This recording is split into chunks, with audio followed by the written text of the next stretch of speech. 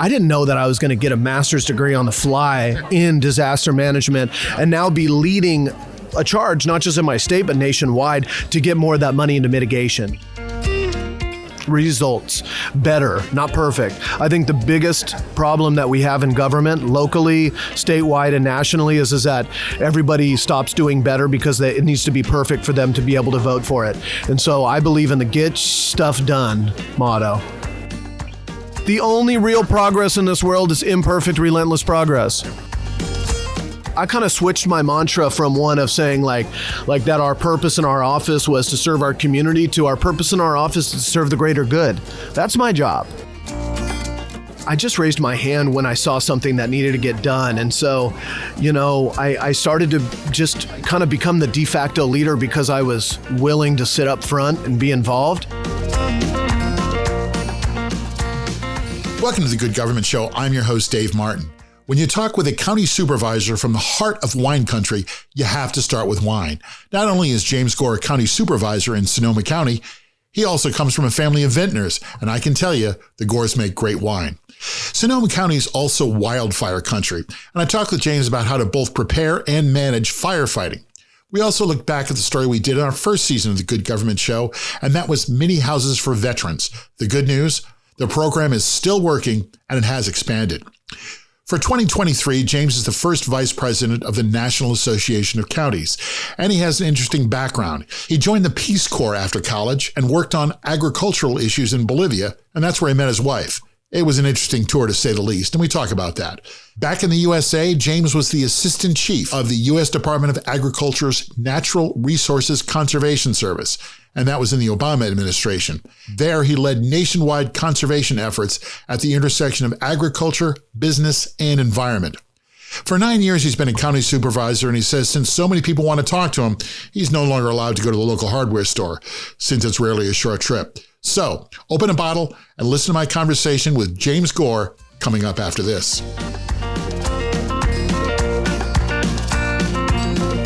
The Good Government Show is sponsored by NACo. That's the National Association of Counties.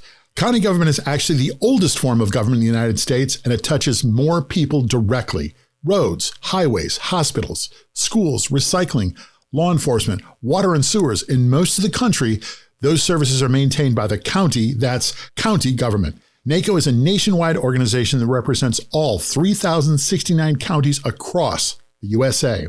NACo helps county government work better together through things like sharing best practices, because when county government works well, that's just good government. Welcome to the Good Government Show and a conversation with, and right now we're having a conversation with James Gore.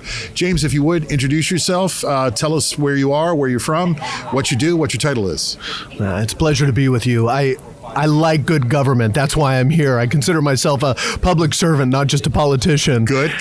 James Gore, County Supervisor in Sonoma County, California, north of San Francisco, NorCal. I'm in the leadership of NACo. I'm the second vice president, so I'll be the president here in a couple of years, and past president of California counties. But for me, it's really, I live in the trenches. Each and every day, we're hammering out the issues in our communities that people see each and every day, and I find purpose in it, even with the burden that I wear around my neck. So it's a pleasure to be with you. It's a pleasure to have you here, but let's talk about the real issue in front of us here. Yeah. Sonoma County. Yep. Wine. Oh, God bless you. Yeah, exactly. Yeah. What do you make in your part of Sonoma? What are they growing? What are they mixing? What's the last bottle you opened? Well, the last bottle I opened was Gore's Zinfandel. Our Zinfandel. I opened up some last night in our suite and had it. Yeah, we do. Yeah, we do. I grew up in a vineyard family and in a winemaking family. Can you ship that to Brooklyn? Absolutely. All right, good. Yeah. Good. All right, good to know. You can ship anything to Brooklyn, they tell me. Yes, you can. So you said a Gore's Zinfandel. Yeah. All right. Well, I'll tell you, I live in a place that we have the Russian River Valley, so we have Pinot Noir, we have Chardonnay that are just coastal influence, like in the fogs down there. Right. We have Dry Creek Valley, like in my backyard, which is more Zinfandel and Syrah and kind of those meaty, really strong, potent, intense. That's kind of like what I drink. Yeah. And then we have Alexander Valley, which is King of Cabernet out there, kind of on the bridge of Napa. Napa and Alexander Valley kind of touch together.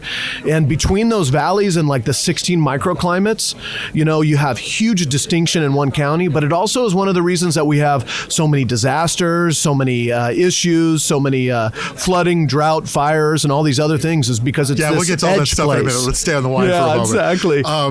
How important is the wine industry to your county? I mean, wine industry and the ag industry is the backbone, right, of my community. If you think about it, for our gross kind of metro product as a county, we're talking about 2/3 of it really being derived not only from the ag industry, but like all of the other tourism, the food and the restaurants, which are all kind of like brought together by this, right? So if you go to a restaurant, you order a martini, do people stare at you and go, "Why aren't you drinking wine?" We're equal opportunity, right? We do spirits. We have great breweries. Right. We have ciders. We're rolling. I mean, it's a bountiful place. Like, it's a beautiful place in this world.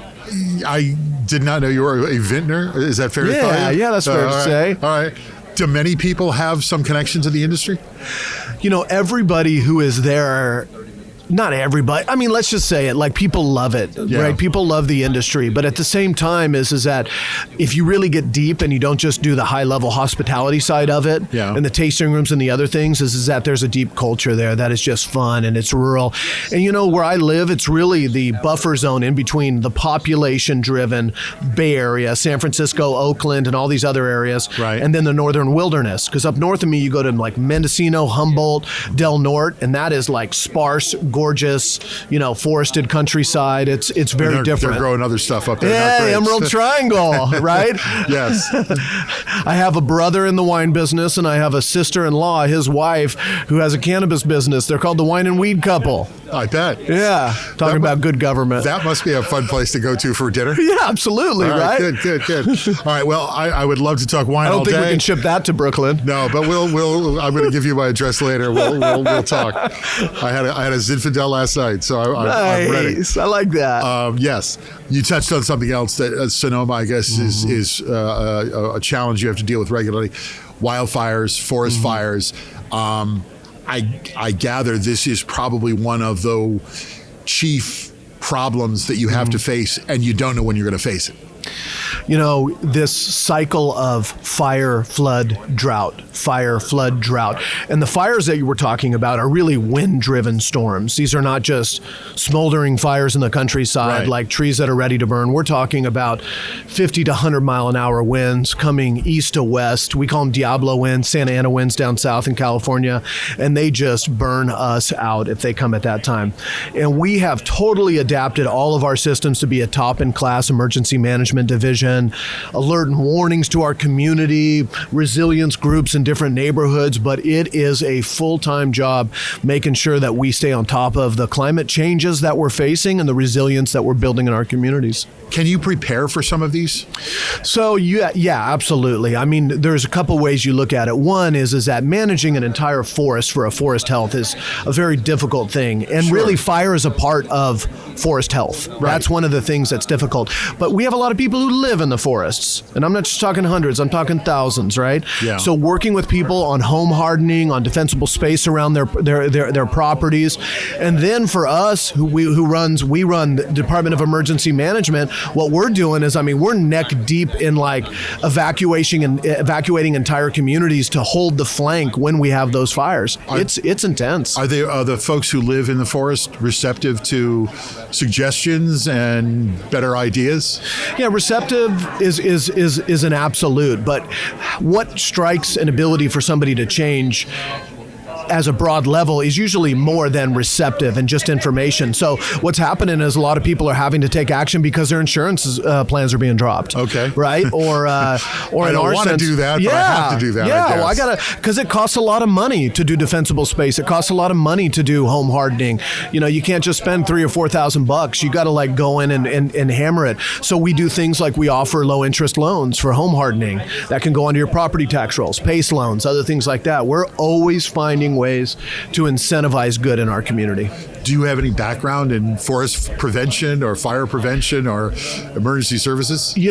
I'll tell you, it's one of the weird things about this job is that you have to kind of trial by fire, pun intended, right? Okay. So we've had 5 mega fires in this time, and I'm now on like the FEMA National Advisory Council. I was the chair of the Resilient Counties here. Like I didn't know that I was going to get a master's degree on the fly in disaster management, and now be leading a charge, not just in my state, but nationwide, to get more of that money into mitigation, which is really upstream investment, preparedness. And once again, we're talking about fires, but really we're talking about dramatic changes in precipitation. We're talking about atmospheric rivers that dump a lot of water at one time, but don't really saturate down into the aquifers. We're also talking about 2 droughts in 10 years that dry out our forest lands, and then a ton of rain at one time that'll put a lot of vegetation up underneath the trees. So there's a lot of changes that are happening that we don't get to decide, but we decide how we're going to respond to it. I live in New York City. Yeah. We don't have a lot of forest fires where I live. Yeah. Certainly, I pay attention to what happens, in the national media, but it always seems like we hear about something 2 or 3 days into it when it's sort of gotten to be a bigger fire. Yeah. In those first days, have you learned that there are steps you can take? So yes, there are steps we can take. The difficult thing is it really depends on what kind of fire it is. If it's a fire, even in the middle of the summer, we had dry lightning a couple of years ago. Right. And dry lightning will, after a couple of days, it'll smolder and we'll find a place where it lights up. That's one thing. But what we really watch out for are things that really the partnerships with National Weather Service and others. Red flag conditions. That's like hurricane warning, right? Okay. High winds, low relative humidity, high temperature, right? Like if you get those conditions, it's go time. And you got to make sure that you're ready to evacuate communities, that you get people out of the way so they can defend homes instead of evacuating you on the fly, so you don't have roads fill up with traffic. I mean, so what it is if you're on your heels, just by an iota, you get smoked out by these things. Once again, I'm throwing all the puns at it. But you got to be 3 or 4 steps ahead and make sure you know when those winds are going to come, because the wind-driven storms are not just fires. That's the equivalent of like a tornado or a hurricane for California. It just means it brings the fire with it. You're a county supervisor, which is essentially a county commissioner. Yep. In California. How long have you been doing this? What got you into it? Oh man, what got me into it was I just give a damn. And for some reason, it just kind of led me to raise my hand over and over again. And then I decided at a certain point, it wasn't a happen chance that I was actually going to have to intentionalize and do it. So I was a Peace Corps volunteer. I moved to DC afterwards, and I worked in private business and represented the wine industry. But then I missed public service. So I worked for the Secretary of Ag in persistent poverty areas. Wow. Getting our programs.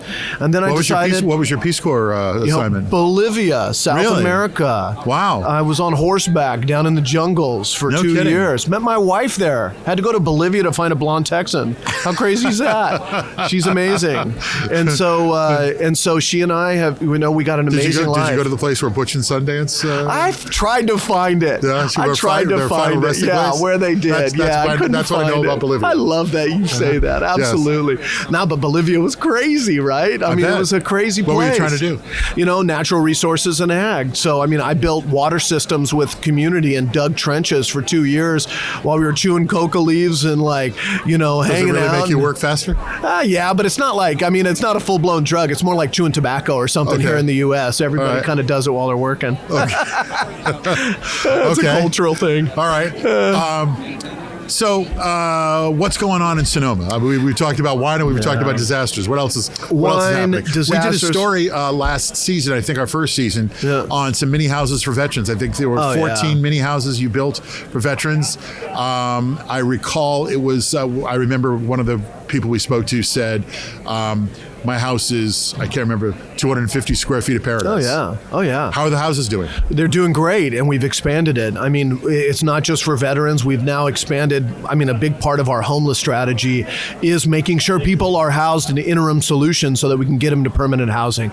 With homelessness and the overlapping issues of mental health, substance abuse, other things that we deal with, we have to lean in. And one of the things is you can't do programs without placements anymore. anymore. Okay. So we have a new area, Los Guilicos Village, which is all these tiny homes that are set up, about 70 strong. 70. We have we've purchased probably in our county with our cities 6 different hotels and motels and retrofitted those into transitional housing and other things. Partnership with the state putting 75% You would not think down. of Sonoma County as having a homeless issue. Oh, yeah.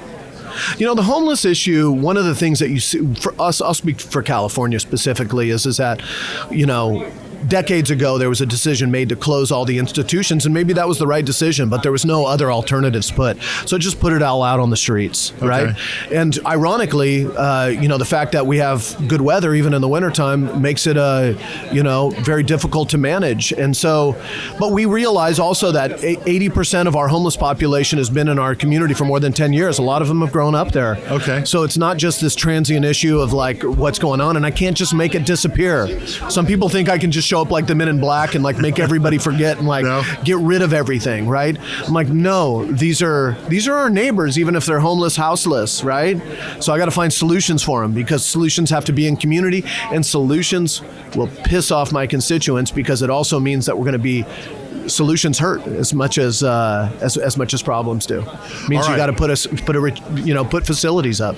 So now that we've gotten the conversation out of the way, we're going to get right to the heart of this. Yeah, let's go. We have our questionnaire here. Okay. And we're going to start here now.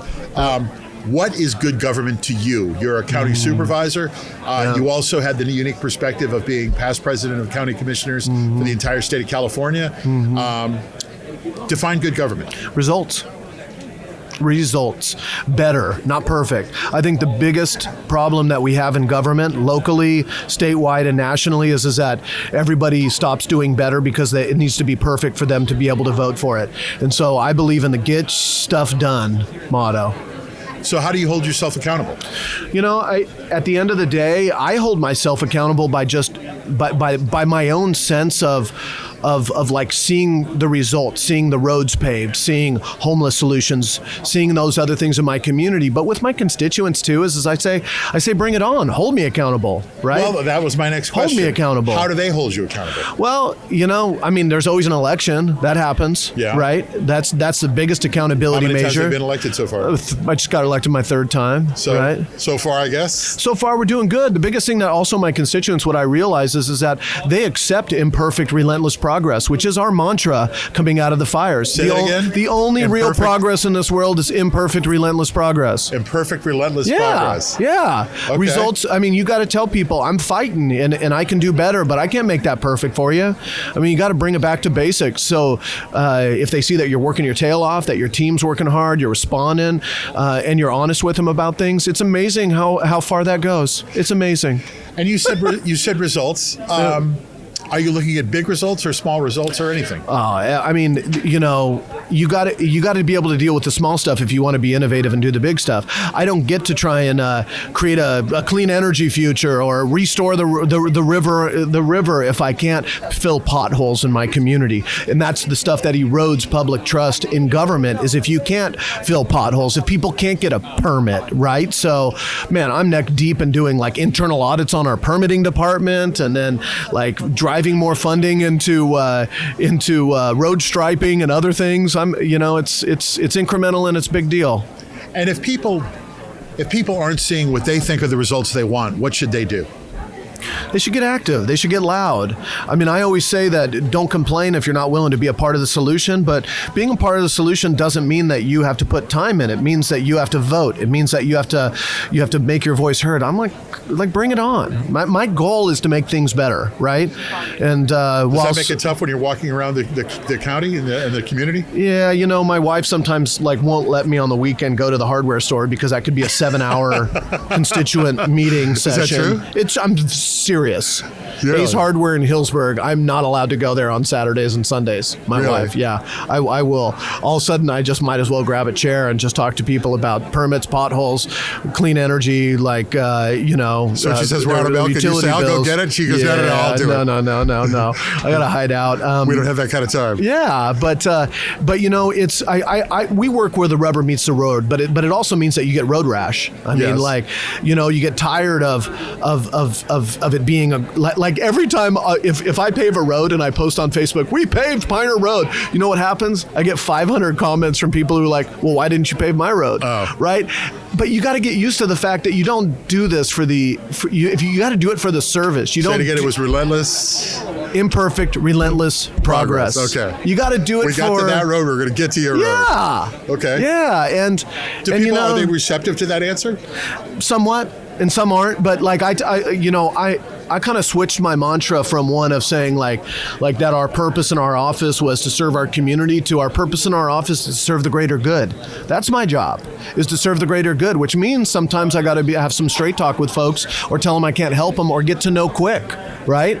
Rather than wasting their time. I got to prioritize our time and my team's time.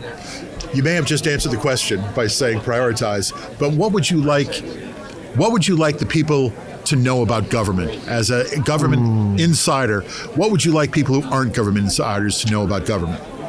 Well, I'll start with the local level, which is just that, the majority of people who serve are good people who do care. And I really cringe when they're called politicians, especially local peoples who are on school board, water districts, county commissions, other things. They're not getting paid a lot. They don't have a lot of staff. They get a lot of grief, and they actually are just willing to not scream at their TV or write an op-ed, but get involved. So my thing is that the world is run by those who show up. So make sure you're there and realize that, especially those who are operating in the trenches, they're not the divisiveness in the theater that you see out in Congress and in other places. They have to operate in public. They have to balance their budgets. So, and I would just tell the public is that don't be afraid to get involved yourself.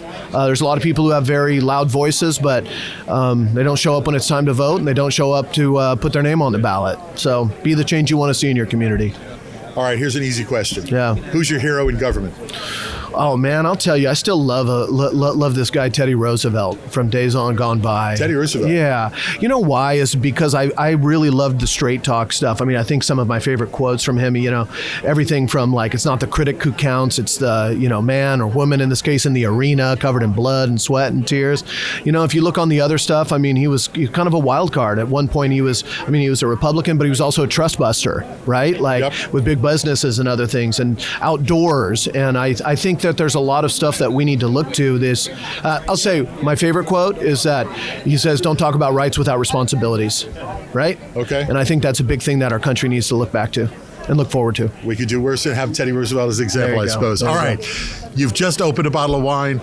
Tell me what wine you just opened and tell me what you're having with it. Ooh, well, I was just talking with your colleague here and he said Jordan Cabernet from Alexander Valley. Yes. And I had some Jordan Cabernet. And John Jordan is a good guy and his family does great work. And their vines are just like on this little bench cut just up above the floodplain in Alexander Valley. So when I open up that wine, I think about like kind of the, a summer where it's going to be 95 degrees, but it starts off at like 62 degrees with the fog kind of pushing away, going back to the ocean. The vines have slept overnight, right? It got cool enough. It's not like the Central Valley where they burn out, right? Like they get a chance to mature, not just ripen. Okay. And like you go up to this place and you're just overlooking Alexander Valley and you see the difference between, these valleys, the foothills and the mountains. And it's just a reminder that like the best grapes are grown under stress. Okay. Kind of like people in government. So what are you having with that glass of Jordan a rib eye, prime cut, seared. Very good. Very happy. Back on the grill at home? Oh yeah, I can cook a better ribeye than any restaurant. Come on out and visit. I'll show you some good government. After you send me a couple of bottles, and we'll come out and we'll try the others. There's no ethics rules that say a politician can't give you wine, Absolutely right? Absolutely not. So is this something you always aspired to do, to be in politics, to be in government? Were you president of the high school class? Is this something you always thought you'd do? I was quiet in high school, and then I just kind of, what I did is I just raised my hand when I saw something that needed to get done. And so, I started to just kind of become the de facto leader because I was willing to sit up front and be involved.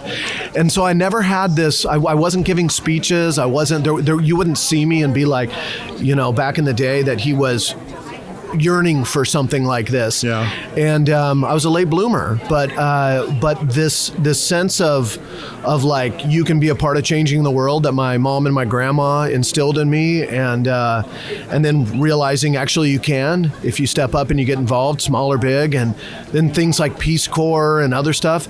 It tasted good. It's kind of like a good wine. They say it needs to have not just taste good, it needs to have a good. It needs to have a good finish. Yes. So like when I would do these kind of experiences, the finish felt like the best thing. A good wine, the best finish you want is more, right? And so I feel like that was this sense of civic purpose keeps me involved even through the burden of public office. We talked about the expansion of your tiny houses. You talked about some of the paved roads you've done. Any other examples of good government in Sonoma? Oh, yeah. I mean, we took over basically from our utility the entire procurement for all of our energy. And we have something called Sonoma Clean Energy, a community choice aggregation. We have $50 million in reserves. We're lowering people's bills, and we've by 40% reduced our carbon footprint in our county. Okay. We've expanded operations and energy in the geysers. We have the largest geothermal facility in the world up in our mountains above us. We're moving heavily on conservation on the Russian River and restoration efforts. And then with mental health in our jail and other things, I mean, I'm neck deep on continuing to provide more options so that we don't just have people come into jail, back out on the streets, come into jail, back out on the streets. Our jail, 50% homeless, or 40% homeless, 50% mental health. 25% of that requiring direct intervention, and that's normal in this country. So we got major stuff that we're working on that needs to be reformed. Wow. Working our tail off. I guess so. Each and every day. Imperfect, relentless progress. Imperfect, relentless progress. Yeah. That's great. A great conversation with you, James Gore. Thanks for stopping by. Thank you, David. I look forward to sampling some Gore's Infidels. Let's do this again. And we'll come out and have a steak. Thanks for your time. Yeah. Thanks for coming by. Thank you. Kutztown University is the smart choice for Pennsylvania students or students from anywhere looking for an outstanding college experience close to home and in the heart of Pennsylvania. With over 130 majors, KU has endless academic opportunities. Kutztown also offers plenty of on-campus housing, 24/7 dining options, comprehensive support services to ensure our student success, and so much more. Kutztown has 22 NCAA Division II sports teams and a nationally recognized men's rugby team. How about that? Plus, you get it all with the affordable tuition of a state university. So visit Kutztown.edu on the web, Kutztown.edu, and see why it's good to be golden. That was James Gore, winemaker, wine drinker, and county supervisor from Sonoma County, California. As you heard, imperfect, relentless progress. I like that. Imperfect, relentless progress. That's how he moves forward. Not a bad philosophy. So thanks for listening. I'm Dave Martin, and that was a conversation with James Gore. Join us next time for another conversation with another leader in government on The Good Government Show.